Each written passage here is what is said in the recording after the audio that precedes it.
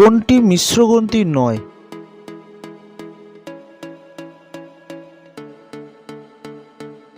উত্তর থাইরয়েড। ব্যাঙাশির রূপান্তরে সাহায্য করে কোন হরমোন? উত্তর থাইরক্সিন। সন্তান প্রসবের পর দুগ্ধ নিঃসরণ ঘটে কোন হরমোনের প্রভাবে? উত্তর অক্সিটোসিন। সুপার কমান্ডার হিসেবে কোন অন্তঃক্ষরা গ্রন্থি পরিচিত? উত্তর হাইপোথ্যালামাস।